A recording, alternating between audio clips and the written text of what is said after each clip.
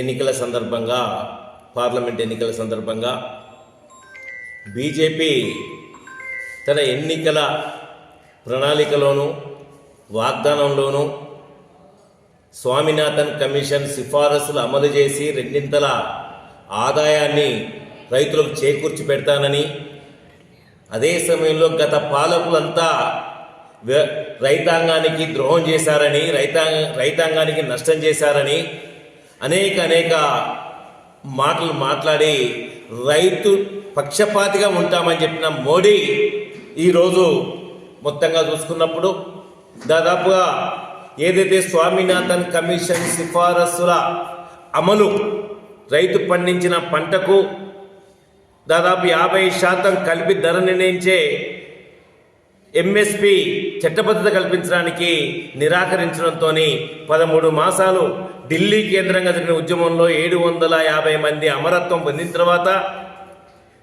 దేశ రైతాంగానికి ప్రజలకు క్షమాపణ చెప్పి రాతపూర్వక హామీ ఇచ్చి మోసం చేసిన మోడీ తిరిగి అదే యూపీలో నోయిడా ప్రాంత రైతాంగం ప్రభుత్వ అవసరాలకు, రైతాంగ అవసరాలకు, వ్యవసాయ రంగ అభివృద్ధికి, ప్రాజెక్టుల నిర్మాణానికి భూముల్ని త్యాగం చేశారు.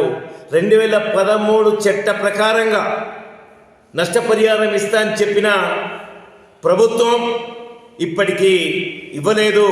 కాబట్టి రైతాంగం గత వారం రోజులుగా అనేక ఆందోళనలు చేసి ఢిల్లీ కేంద్రం చేరడానికి ప్రయత్నం చేస్తూ ఉంటే ఏదైతే పంజాబ్, హర్యానా సరిహద్దు శంభు ప్రాంతంలో ఈరోజు దాదాపుగా రైతాంగాన్ని ముందుకు పోనివ్వకుండా ఆఖరికి కోర్టును ఆశ్రయిస్తే ట్రాక్టర్లతోనే కాకుండా పాదయాత్రగా వెళ్ళొచ్చు అని చెప్పేసి చెప్పిన సైతం దాదాపుగా 150 మంది రైతుల్ని అరెస్టులు చేసి అంతకుముందే బాష్వాయి ప్రయోగించి లాఠీచార్జ్ చేసి అనేక మంది రైతుల్ని ఈపులు మొదలుపెట్టిన మోడీ సర్కారు, బీజేపీ ప్రభుత్వం మోడీ అధికారంలోకి రావడానికి అనేక వాగ్దానాలు చేసి వాటన్నిటిని మర్చిపోయిండు.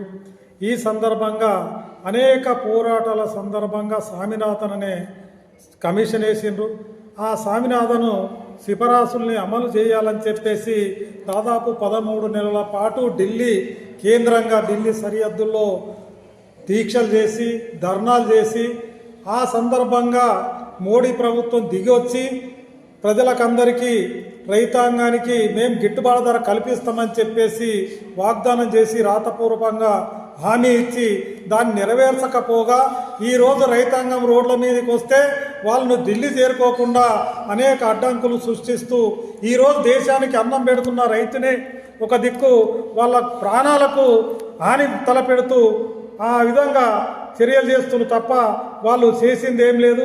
అందుకోసమే ఈ ప్రభుత్వం బీజేపీ ప్రభుత్వము ఆదాని అంబానీలకు తప్ప పేద ప్రజలకు వెలగబెట్టింది ఏం లేదు.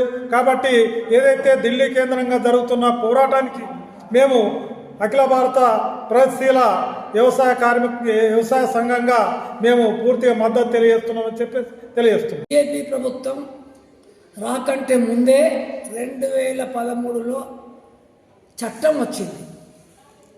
ఎవరిదైనా ఆస్తులు తీసుకున్నా ఏది తీసుకున్నా మార్కెట్ వాల్యూ ప్రకారం ఇస్తామని చెప్పి ప్రకటించినటువంటి చట్టం వచ్చింది. వీళ్ళు 2014లో అధికారంలోకి వచ్చింది. కానీ 2013లో చేసిన చట్టాన్ని వీళ్ళు అమలు చేయట్లేదంటే వీళ్ళు రైతుల పట్ల ఎంత నిర్దయగా ఉన్నారో దీన్ని బట్టి మనం అర్థం చేసుకోవచ్చు. వీళ్ళు మాటలు చెప్పటం, మతాన్ని ఉపయోగించుకోవటం, పక్కకున్న దేశాలను బూచిగా చూపటం తప్ప వీళ్ళు ఈ 11 సంవత్సరాల కాలంలో దేశానికి ఒరిగింది ఏమీ లేదు, చేసింది ఏమీ లేదు. ముఖ్యంగా హిందూ మతోన్మాదాన్ని రెచ్చగొడుతూ మొత్తం ప్రజల ప్రాణాలకు రక్షణ లేకుండా చేస్తున్నారు ఈ బీజేపీ ప్రభుత్వం అని చెప్పి చెప్పక తప్పట్లేదు. ఎందుకంటే వాళ్ళు మాటలు చెప్తున్నారు కానీ ఆ మాటలు కోటలు దాటుతున్నాయి, కాళ్ళు కడప దాటలేదనే చందంగా ఉంది. గత పార్లమెంట్లో ప్రధానమంత్రి గారు స్వయంగా రైతాంగానికి క్షమాపణ చెప్పి చనిపోయిన రైతు కుటుంబాలకు మేము నష్టపరిహారం ఇస్తాం, కేసులను ఎత్తేస్తాం, అదేవిధంగా 3 చట్టాలను వెనుకకు తీసుకుంటున్నాం, విద్యుత్ సవరణ బిల్లును కూడా మేము వెనుకకు తీసుకుంటామని చెప్పారు. కానీ ఇప్పటి వరకు అందులో ఏ ఒక్కదాన్ని కూడా అమలు చేసినటువంటి పాపాన పోలేదు. కాబట్టి సంయుక్త కిసాన్ మోర్చా ఆధ్వర్యంలో మళ్ళీ ఆందోళనకు పిలిపివ్వటం జరిగింది. ఆ పిలుపులో భాగంగా మా అఖిల భారత ప్రగతిశీల రైతు సంఘం కూడా ఆ కిసాన్ మోర్చాలో ఉంది కాబట్టి దానికి అనుగుణంగానే దేశవ్యాప్త ఉద్యమంలో మా సంఘం కూడా పాల్గొనబోతుంది. అందుకోసం దేశ రైతులు ప్రజలు ఈ బీజేపీ రైతు వ్యతిరేక ప్రజా వ్యతిరేక చర్యలకు వ్యతిరేకంగా మద్దతు ఇవ్వాలని చెప్పి ప్రజలకు విజ్ఞప్తి చేస్తున్నారు.